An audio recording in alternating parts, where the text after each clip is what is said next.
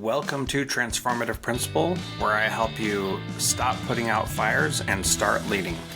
I am your host, Jethro Jones. You can follow me on Twitter at Jethro Jones. Before we get too far into this episode, I do want to ask you to fill out my listener survey. Every couple of years, I survey people and see what they have to say about the direction of the podcast, what you're learning, and as people come and approach me for different sponsorship opportunities, I want to make sure that what I'm having as sponsors on the podcast is relevant to you. So if you would go to jethrojones.com/survey, then I would love to hear your thoughts. It'll also be in the show notes, the first link at the top of the show notes for the next month or so. It would mean the world to me, jethrojones.com/survey. Thank you so much.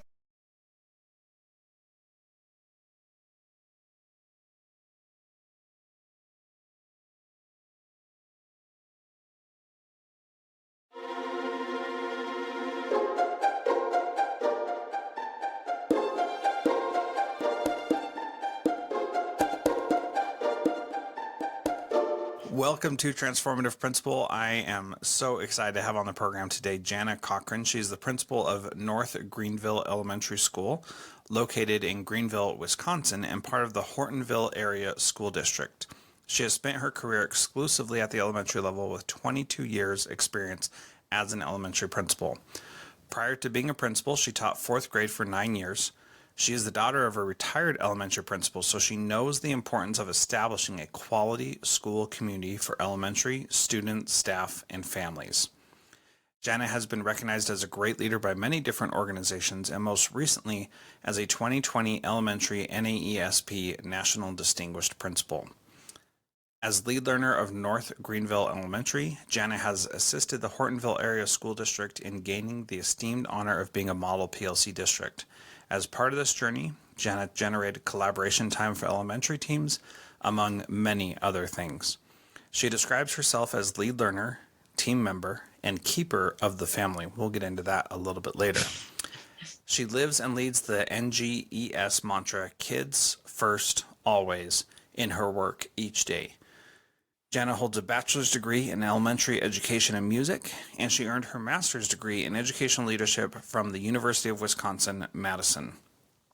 Janna, welcome to Transformative Principal. Thank you. Happy to be here. Well, I am so excited to talk to you today. This is going to be a great conversation, and you are an inspiring leader. You've done a ton, and we have so much that we could talk about today. We're not going to get close to talking about all of it. But one thing that we definitely do need to talk about is that your dad was also a principal and also an NDP. And kind of cool when you get to do the same things that your dad did. So talk to us about what that was like growing up with your dad as a principal and how, after seeing that, you ever wanted to be a principal yourself. Well, that is interesting. So I always knew I wanted to be a teacher, and Dad had this great school that we would get to go and help put books away in the summer and deliver school supplies. And that was always a treat for me to be able to go into school and help. So I was going to be a teacher. I was never going to be a principal because I would see him at night with his briefcase on his lap and he'd be working. And I'd think, why would you do that when you could be a teacher? So my first year teaching was the year that he was recognized as North Dakota's nationally distinguished principal, and got to go to Washington, D.C., receive that distinction. And of course, I thought it was wonderful and impressive, but I didn't really understand what that meant.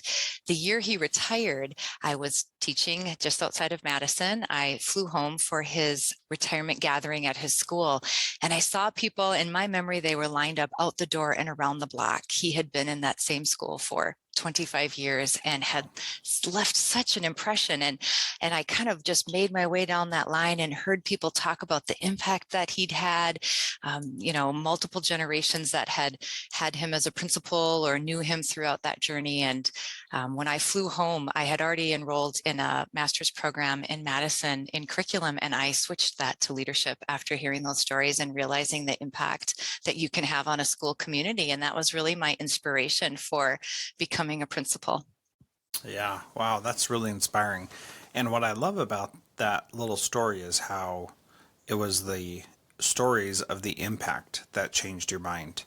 And we really do have this power as principals to be very impactful in ways that we sometimes can't even understand. And so now, 22 years later, plus because you've been a principal for 22 years, what are some of the stories that have stuck with you over that time that have reminded you when days are tough, because they get tough, that have reminded you why you're doing this work?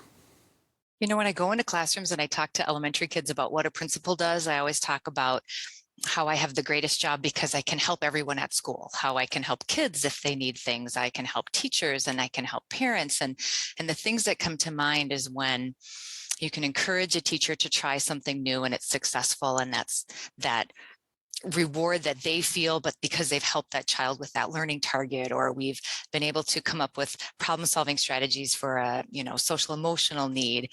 And it's really an indirect impact on a principal, because oftentimes I'm not the one doing that, but I'm supporting it in some way that may not always be visible. But just empowering people and building that capacity for teachers to have that leadership, that's been so rewarding. And then with kids, since we've opened this current school that I'm in, we opened our building 8 years ago, and staffing was a little tight when we opened up. And I found myself teaching literacy interventions every year. And that was something that I thought I can prioritize my schedule differently as the lead learner of a building. So I can do interventions with kids if that's where the need is. I can, whether that's academic or behavioral. So it's just really opened up the possibilities of the impact that I can have. I love that. Being able to spend time with kids and support them in their struggles is really a powerful thing that you get to do, because you do get to say, this is where I'm going to spend my time and what's valuable. And clearly supporting kids in intervention was something that you saw as valuable. I think that that's really cool. Now, tell me about this phrase that I said in your bio about being the keeper of the family. What does that mean? We really, when we opened our building, we set a mission to make sure that we had this shared vision, mission, and value system. And I talk about the North Greenville Elementary School family. We call ourselves NGES, and taking care of that NGES family. So that's making sure that we are attending to the needs of our colleagues, that we're collaborating together. When we say all means all, it's all children are ours. So it doesn't matter what your role is at school, but we're all responsible for them. But it also means making sure that we're taking care of each other and our extended school community, right? Families needed us in different ways in the last 20 months and during the pandemic. So I just pride myself on making sure that we are established as a school that functions as a family, where you can rely on each other when you need to, that we know that we have ups and downs in this journey of life. And the place called school is the place that's going to be supportive and helpful in that journey. Yeah, so family, people use that term in work settings to talk about we got each other's backs and we're always there for each other. What else does that mean that you're a family in the school? I think it becomes really personal, because we're doing that personal work of educating kids, and we get intertwined in the lives of our families, our school families, but then also with each other. It's the phrase that comes back to me the most often too from staff, where when I put something out there about the NGES family, whether it's a health need or a severe medical need that somebody's having, and then we're going to step up and help, it's more impactful. They view each other as a family. I have several staff members, myself included, that say, like, this is our school home. This is where we're going to retire. We are happy here. This is our network. And we know that all places have obstacles and barriers, but together we're going to work through them and come out stronger on the other side. And I think that is maybe the difference. I haven't worked in other workplaces, so I don't know how it differs, but there is something different about this network of people that we've assembled together in the place called school. And you mentioned that people want to retire there and they don't want to leave before they leave teaching completely. So what key pieces are in place, you think, that make it so that people want to stay there, besides what we've already talked about? Yeah, I think it's the collaborative spirit. I think knowing that we work as a team and that again, if I'm needed in the lunchroom to serve food, I'm serving food. And I know that I can ask any person in this building to do any task and they will step up and do it because we will do that together. I think it's that trust factor beyond just I've got your back, but I can trust you to help me and I can be vulnerable in front of you. I really believe in taking risks in front of staff, like trying things out and knowing that maybe they aren't always going to work, but I need to model that and be a part of that so that they feel comfortable, because sometimes the payoff is more than you ever imagined. But you don't know that if you don't feel comfortable and confident to take those risks, to try new ideas. It comes up frequently.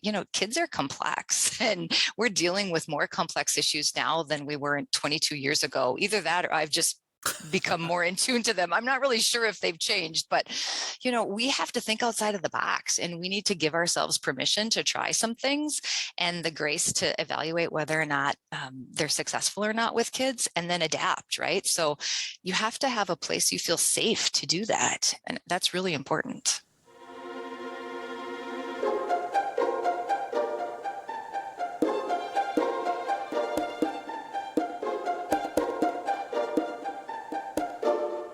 John Catt Educational supports high-quality teaching and learning by providing publications that are research-based, practical, and focused on the key topics proven essential in today's and tomorrow's schools.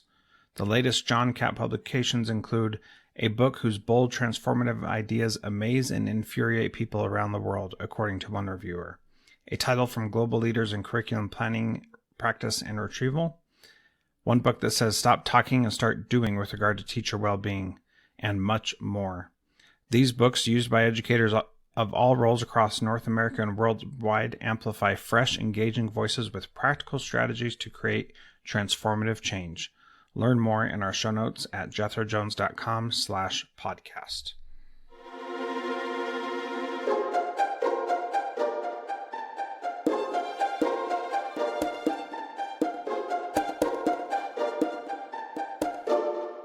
So what do you do to build that safety so that people do feel safe there? How do you make that happen? I mean, we talk about this stuff and it's like this ethereal thing, like people just need to feel this way, but you've done specific things to ensure that people do feel that way. And what are some of those things that you've done? Well, I had a teacher that came new to our building and was really trying to connect with a student. He was struggling behaviorally. When you hear elementary schools are dealing with kids that clear classrooms because their behavior, they can't regulate their emotions, right? And this was happening. And we'd been trying things and, all these adult theories on what was going to work. And so we had a problem solving meeting with the team, and we always named the team of the child. So if you were the child, it would be Team Jethro. So Team Jethro's together and we're trying to figure out what we can do. And I could see it in her face, and she didn't know me well yet. And I could see that she just wasn't satisfied yet. And I finally just looked at her and just tried to look deep in her heart and said, what do you want to try? What do you need from me? And she said, I need time with him every day. I need to connect with him, just he and I every day. And I said, that's easy. I'll come to your room every day for 15 to 30 minutes. Like, you tell me how much time you want. You leave me the lesson, or I'll plan the lesson. I'll be there. And I was. Every day I would go and we would switch spots and she would go spend time with that child. And that made a huge impact on her to know that this was okay, that this was accepted and embraced. And we didn't know if it was going to work, but it did work. It maybe didn't eliminate it, but it created a relationship between the two of them that even 2 years later was evident, and we could still nurture that and draw from that. So I think those types of situations are what we do all the time, maybe not to that extreme, but just to really be able to be there together and collaboratively figure it out. And I didn't have the answer, but she had an answer. After all that took place, she called our school Teacher Disneyland, and she does to this day. She calls it Teacher Disneyland because it was that exciting for her and positive. And her coming up with that answer made it more possible for her to implement the thing that she came up with. Because if you would have said, you need to spend time with him, and she felt like it was being forced, that would have been really challenging, right? Absolutely. Absolutely. Because just like we collaboratively problem solve with kids, where we have all these theories of how to solve their problems, but when we ask them what they need, it's oftentimes not what we thought they needed. Um, Teachers are the same way. I had another teacher that was dealing with a student who um, was running from school, was having separation issues and really struggling and couldn't handle the bus, and mom couldn't, and it was months and months of this. So in the end, we decided that, it wasn't safe for him to ride the bus, because it wasn't safe on the bus, and mom, it wasn't safe for him to drive with mom. So we were going to get a van and we were going to drive and pick him up, right? But she wanted to be a part of that. She wanted to drive in that van every day and she wanted to connect with him. And by just expressing that, like, I never would have asked her to do that. She wanted to be a part of that solution and knew, because of trauma informed care, like, it would be best for her to connect with him, not for me, not for, we had another person in the van that was connecting with him, but as classroom teacher, she needed to do it. And that was her idea. And she did that. I mean, that was way above and beyond. Wow. I love that story because it helps illustrate that it when people are empowered to make their own solutions to the problems that they're facing, then they can come up with solutions, be committed to them, and see them through to their fruition, which is just an amazing thing. And first of all, going all the way back to the beginning of the first of the two stories, is just saying this is Team Jethro, referring to the student who's having trouble. And that emphasis of not the student study team, which is a well-meaning but poorly named structure, not the intervention team, it's Team Jethro. Like, we're all on Jethro's team, not somebody else's team. And being able to say that, Janna, I think is such a good step in the right direction of putting the focus where it belongs and helping people see that this is what really matters first and foremost, and goes back to your mantra of kids first always that we mentioned earlier also.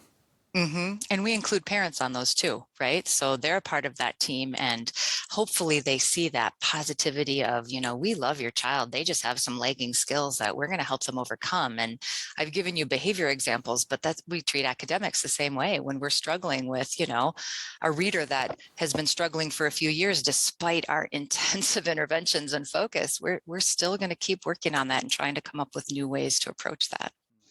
Yeah, that's so good.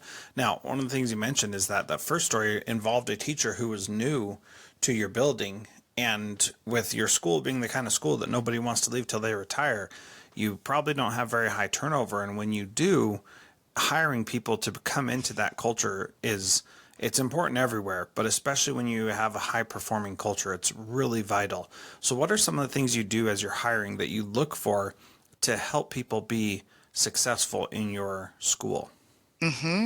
So I always include conversations with the team prior to figure out what is it that they need, what do they look for, what do they value. So if we're hiring a grade level teacher, I will definitely include them on the interview team, right?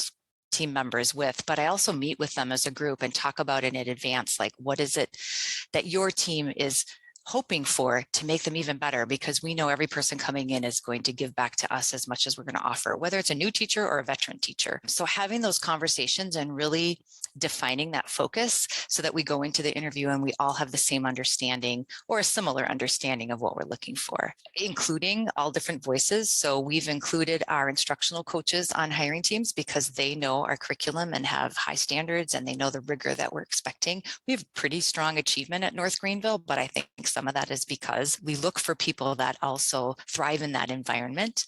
Listening to those team members after we've met somebody and listening to what the celebrations are from that conversation, and then also what questions they have, and then relying on other parts of the hiring process to help fill in some of those blanks. An interview only gives you so much, but we're also strapped for time and our candidate pools are diminishing, I think, across the country. I don't think that's just a Wisconsin problem.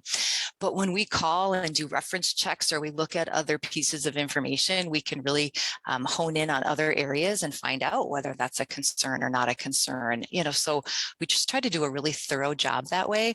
And then we listen for the things that we don't necessarily ask.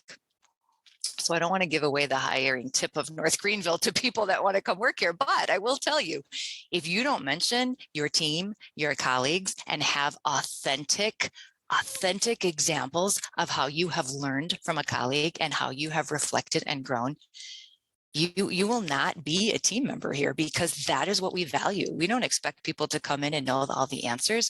We expect them to come in and want to put their heads together and work really, really hard together for our kids. And we do believe our mantra, kids first always. So I can tell you have a great heart for a child, but I also need to hear that you're going to take care of your colleagues and that you're going to contribute and receive help the same way that we would ask kids to do it. Yeah, I like that. You mentioned authenticity in episode 468, where I talked with Tracy Izzard. She talks about authenticity as bringing our best self, not bringing who we really are, though she would argue also that your best self is who you really are, and that you don't always live up to your best self, but that bringing your best self. And that turn of phrase of how to visualize and think about authenticity, I think is really powerful. A lot of times we think authenticity is just being who you are and being okay with who you are, but she really emphasizes that it's about being your very best self and not settling for anything less than that. And so I like how you're bringing these two different ideas together. And I want to go back to that idea of listen for the things that people don't, that the things that weren't in the question, that it's about the responses that you're giving and what else they're saying about you and what you believe. And so you mentioned a couple things, but what are some of the other things that you really look for with that? For example, Liz Wiseman, who wrote a book called Impact Players, talked about how she would listen for, or she recommends that people listen for how people respond to situations that are out of their control, whether they're leaning into those situations and seeing the positive in them, or whether their body is showing that they can't stand that they had to go through that bad situation. What are some of the other things you're looking for? Well, as an elementary, we're totally focused on literacy and math. Like, I believe that's our primary mission. So we're listening for a balance of that. Of course, content. So that could transfer to any level of content. And then a focus on the social emotional well-being of kids. You know, we don't necessarily ask a specific question about that, but we want to hear evidence of that, or we want to hear that care for kids, that recognition of how diverse learners are accepted and acknowledged, or, you know, accommodated for. We want to hear some of those things, even if we don't ask a direct question specific to that. We do ask a question about when a colleague has impacted your practice, and we're looking for that. Like I said, vulnerability, like for that openness to really learn from somebody, because we can be our best self in a moment, but that doesn't mean that later we haven't learned a new strategy that's going to help us be a better self later, right? So we want to see that growth as a professional as well. Yeah, those are great answers. And I really like the idea of listening for an answer to a question that you didn't ask. And that is, the idea there is not to trick someone or to manipulate them or anything like that, but it's to hear their beliefs come through what it is that they say, what it is they choose to talk about in an interview. And I think that's really important. So my final question for you today, Janna, is what is one thing that a principal can do this week to be a transformative principal like you? One thing I'm trying to do this week is to really connect with some individual kids that I have seen might need that extra boost, right? Because I love being a principal, but I don't want to be too far away from the kids ever. So I'm seeking out some kids that are struggling with some learning or anxiety, or maybe I'm celebrating some successes that they've made and their goal attainment.